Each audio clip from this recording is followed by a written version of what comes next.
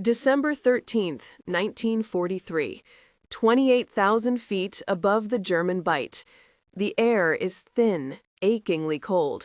Inside the cramped cockpit of his Focke-Wulf FW-190, Oberleutnant Klaus Richter can feel the vibration of the massive BMW 801 radial engine through the stick, a familiar and reassuring growl.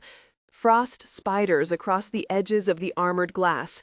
Below, the North Sea is a churn of slate gray, indistinguishable from the overcast sky. This is his office.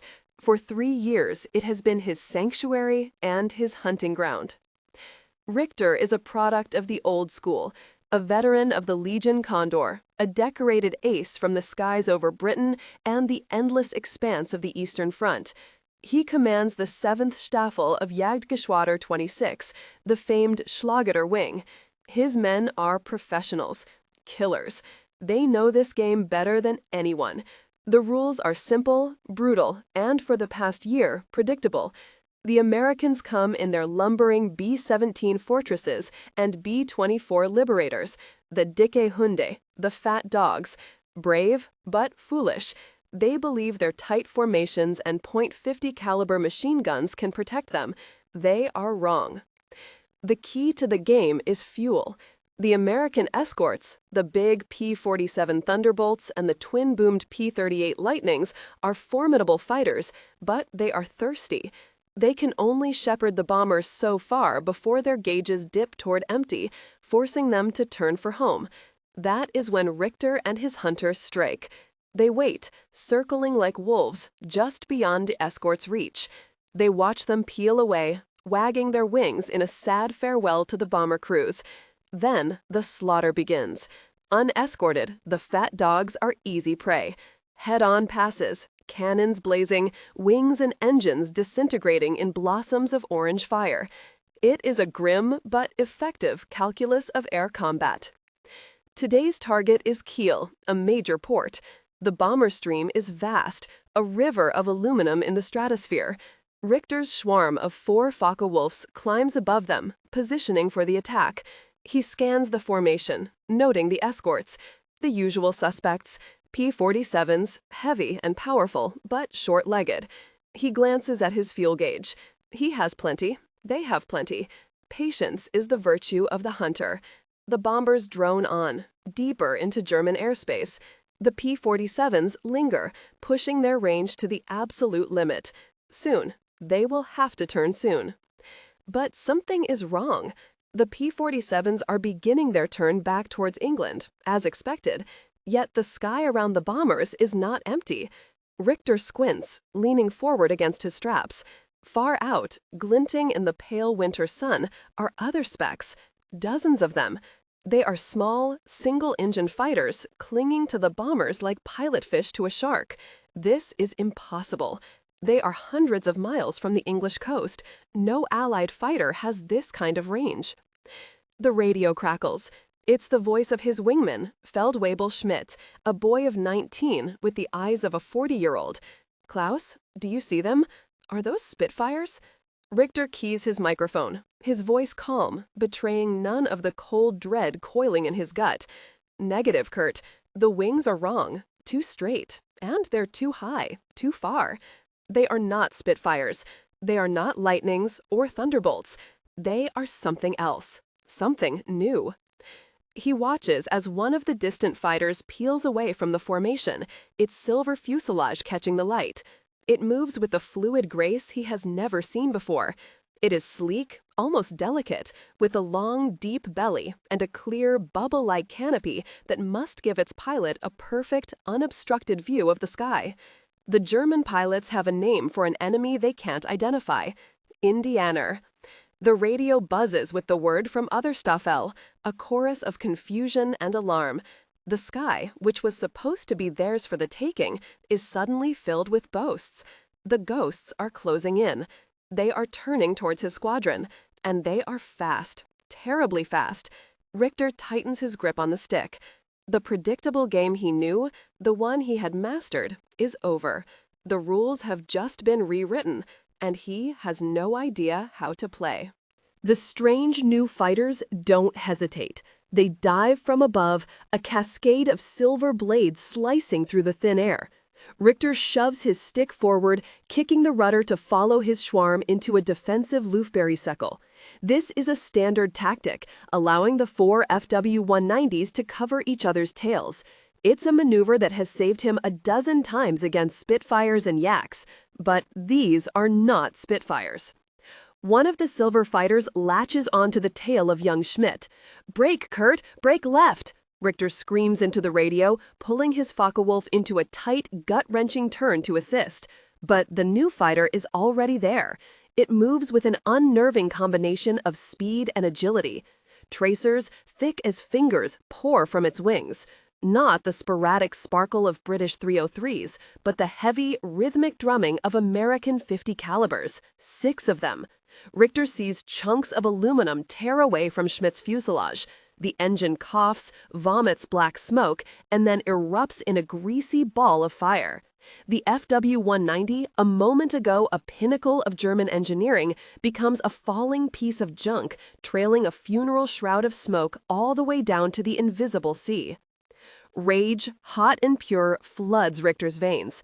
He breaks from the circle, firewalling the throttle and rolling onto the tail of the attacking American. Now it will be his turn. The FW-190 is a superb dogfighter, a butcher bird. He closes the distance, lining up the enemy in his Ravy gunsight. But the American pilot seems to anticipate him. The silver fighter doesn't try to outturn him in a horizontal fight. Instead, it rolls and pulls through into a shallow dive.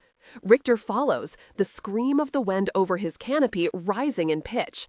The Focke-Wulf is legendary for its performance in a dive. He should be gaining. He is not.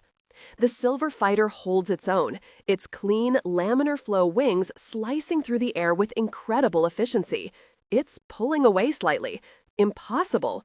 Frustrated, Richter fires a long, speculative burst from his 4 20mm cannons and 2 machine guns. The shells churn the air behind the enemy, but none connect. This American pilot is good. He is disciplined. He isn't panicking. He's just running, drawing Richter further and further away from the bombers. A classic baiting maneuver. Richter curses himself for his anger, for his recklessness. He pulls up, letting the American go, and turns back toward the main engagement. The sky is a chaotic canvas of contrails and muzzle flashes. Everywhere he looks, the story is the same. The new fighters are sticking to the bombers with a religious devotion. They refuse to be drawn away. They are a wall, a shield of silver that the Luftwaffe cannot seem to penetrate. They engage, break, and return to the bombers. Their tactics are brutally effective. They are not here for dogfights or personal glory. They are here for one reason: to get the fat dogs to their target. When another swarm of Messerschmitt Bf-109s arrives from a nearby airfield, the silver fighters meet them head-on, tearing into their formation before they can even get set up for an attack run. Richter watches in disbelief as 2 Bf-109s are swatted from the sky in less than a minute. His own squadron is scattered, broken. He manages to rally with his one remaining wingman, and they make a final, desperate pass at the bombers. But the escort is too thick. A pair of the silver phantoms immediately peel off to intercept them, forcing them to break away and dive for the cloud deck below. The mission is a failure. Worse than a failure, it's a rout. Limping back to his base at Rhine, his fuel low and his ammunition gone, Richter's mind races. The flawless engineering, the speed, the range, especially the range. These fighters had escorted the bombers all the way from the North Sea coast and were still full of fight deep over Germany. This changes everything. This shatters the very foundation of their air defense strategy. He lands his machine, the tires chirping on the cold concrete.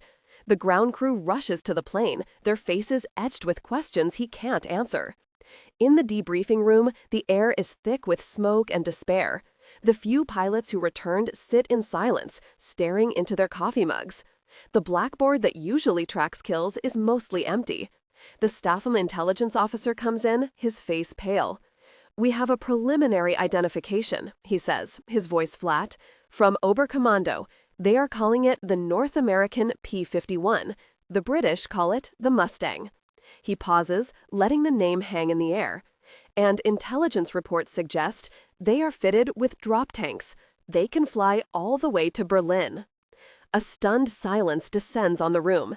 Berlin, the heart of the Reich. There are no more safe skies.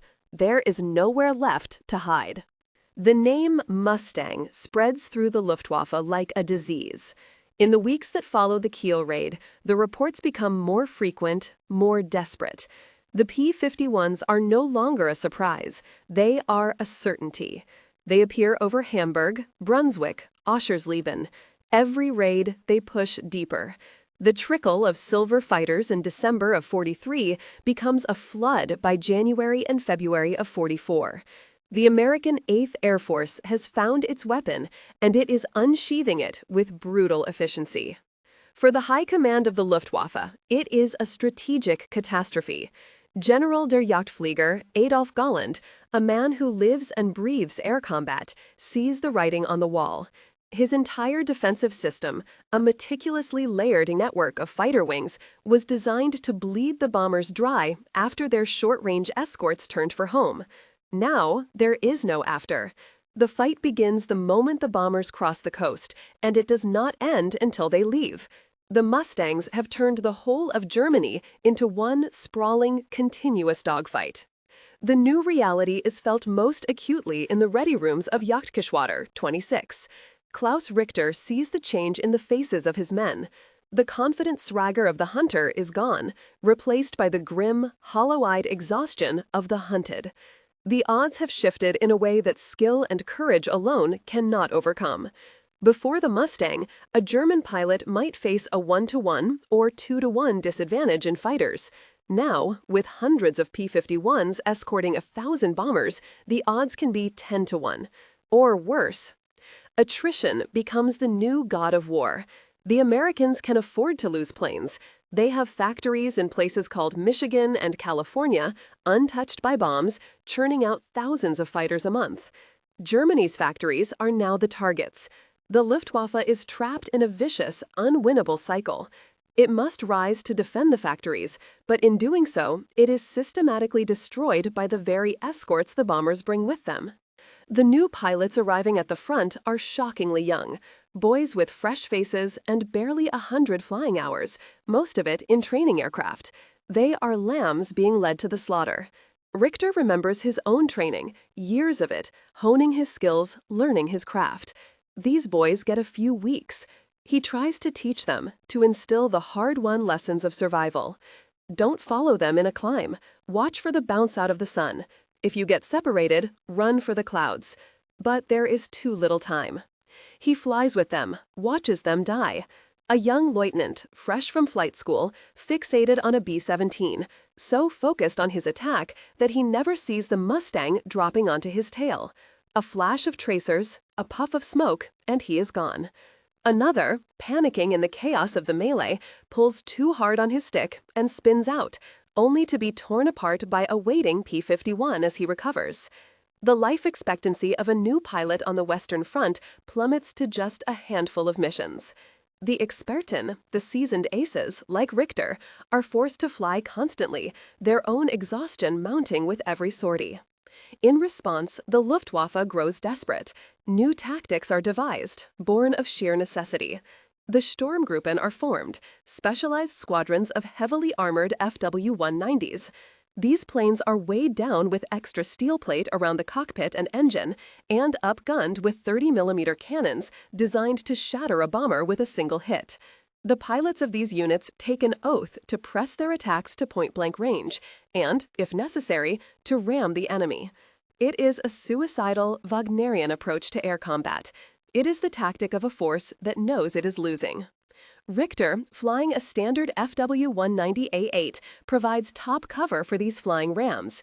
His job is no longer to hunt bombers, but to try and hold off the swarms of Mustangs long enough for the Sturmbucke to get through. On a mission over Leipzig, he witnesses the stark reality. He watches a Sturmgruppen FW-190, guns blazing, fly directly through the tail of a B-17. Both aircraft explode in a spectacular, horrific fireball. A kill, yes, but at the cost of a German plane and a trained German pilot they can no longer replace. And for every Sturmbucke that gets through, 5 more are shot down by the ever-present Mustangs. The sky is a meat grinder, and it is grinding up the best of what is left of the Luftwaffe. The arithmetic is simple, and it is fatal. The air in the briefing room at Rhine has changed. It used to smell of confidence, of leather, oil, and stale cigar smoke. Now it carries a different odor, the sour, metallic scent of fear. Jagdfieber, fighter fever, once a thrilling surge of adrenaline before combat, has curdled into a gnawing dread. Klaus Richter sees it in the way the pilots avoid each other's eyes, the slight tremor in their hands as they light a cigarette. The constant, grinding pressure is breaking them. The psychological toll is as devastating as the physical losses. It begins with the first crackle of the radio controller's voice announcing the incoming raid. The climb to altitude feels like an ascent to the gallows. Every pilot scans the horizon, not for the fat, slow bombers, but for the tiny silver specks that will inevitably be there, glinting in the high-altitude sun. The kleine Freunde, the little friends, as the bomber crews call them. To the German pilots, they are anything but. They are silver angels of death. Richter finds himself thinking of the past, of the skies over Kent in 1940. It was a fair fight then, a duel between knights on aerial steeds. He fought against the RAF's finest, men he respected, in a battle of skill against skill. Over Russia, he fought against sheer numbers, but the enemy was poorly trained, their equipment often inferior. This is different. This is not a duel. It is an execution. You are no longer a hunter stalking your prey. You are a rat in a maze, and the walls are closing in. The enemy is not just a pilot in another cockpit. It is an entire industrial system, a relentless, faceless machine of production that can replace every loss with 2 more. How do you fight a factory? The Americans are getting better too. Their tactics have evolved from purely defensive escort to aggressive fighter sweeps. Men like Hubert Hub Zemke and Don Blakesley have unleashed their pilots. The P-51 groups now range far ahead of the bomber stream, actively seeking to engage and destroy the Luftwaffe on its own airfields. They circle over German bases, daring them to take off. The hunters have truly become the hunted. To take off is to invite a fight you cannot win. To stay on the ground is to let the bombers pass unmolested. It is a perfect tactical dilemma. The frustration and rage boils over at the highest levels. Reichsmarschall Hermann Göring, the bombastic and increasingly delusional head of the Luftwaffe, visits the fighter bases. He does not offer support or understanding. He hurls accusations. He calls his pilots cowards for failing to stop the bombers. In a now infamous confrontation, he demands they show more aggression. Adolf Galland, defending his men, retorts that they need better equipment, not insults. He famously tells Göring he would like a squadron of Spitfires. The rift between the frontline pilots and the leadership in Berlin grows into a chasm of resentment and mistrust. Richter is flying a patrol near Halberstadt. The target for the 8th Air Force is a series of aircraft factories in the region. His schwarm includes 2 veterans and a new replacement, a boy named Eric who looks no older than 17. On the climb out, Richter can see the kid's head swiveling constantly, his movements jerky with nerves. "Stay calm, Eric," Richter says over the radio, his voice a low reassurance. "Stay with me. Whatever happens, stick to my wing." Then they see them. Not a screen of fighters, but an entire thunderhead of them. A shimmering, metallic cloud of P-51s sweeping ahead of the bombers. There must be over 200. The controller's voice is grim. Multiple Indiana formations, Angels 30, proceeding along the bomber route. Engage at your discretion. At your discretion. It is an admission of defeat. The high command can no longer order them to attack. They can only hope. Richter looks at the overwhelming odds. He looks at the terrified face of the boy on his wing. He knows what is coming. It is a feeling beyond fear. It is a profound, soul-crushing sense of futility. The sky he had once claimed, the sky he had bled for, is no longer his. It is a foreign country, occupied by an invincible enemy. The fight begins. In the chaotic, swirling melee, Richter's FW-190 is rocked by a series of violent impacts. The canopy shatters, sucking the breath from his lungs. His instrument panel disintegrates into a spray of glass and wire. The engine seizes with a final metallic shriek, and a plume of thick black smoke begins to pour from the cowling. He is going down. He looks around. His wingman is gone. Eric is gone. He is alone, crippled, with 3 silver Mustangs gracefully taking up positions around him, their movements patient, methodical, like sharks circling a wounded whale. There is no way out. Falling. The Focke-Wulf, his proud butcher bird, is a dead weight, spinning slowly toward the patchwork quilt of the German countryside below. The wind screams through the shattered canopy, a deafening funeral dirge. Klaus Richter fights the controls, his movements born of pure instinct, the muscle memory of 1,000 hours in the air. He is an experte, an ace with over 80 victories. He has survived being shot down over the English Channel. He has limped home with his engine on fire from the Russian front. Survival is his trade. But this is different. The 3 Mustangs are not leaving. They follow him down, bracketing him, their bubble canopies giving their pilots a perfect view of his death spiral.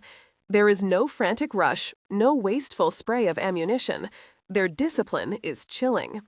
One of them, its nose painted with a distinctive yellow checkerboard pattern, slides in behind him, as calm and steady as if on a training exercise. Richter knows this is the end.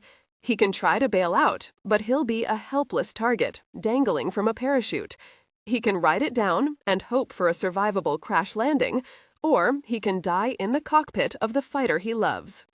He pushes the useless stick, trying to rudder the plane's nose toward his opponent in one last defiant gesture. It is pointless. A stream of light erupts from the Mustang's wings. The .5 caliber rounds sound like a colossal hammer tearing through his fuselage. Whump, whump, whump. They walk up the length of his aircraft, shredding metal, severing control cables. The world dissolves into a chaos of noise, vibration, and blinding pain. His last conscious thought is not of glory, or the fatherland, or even his family. It is a simple, stark realization. The sky is lost. The fate of a single pilot, even an ace like Klaus Richter, is but a footnote in the grand, brutal narrative of the air war. His end is symbolic of the end of the Luftwaffe itself. The P-51 Mustang did not just defeat German fighters, it systematically annihilated the German Air Force.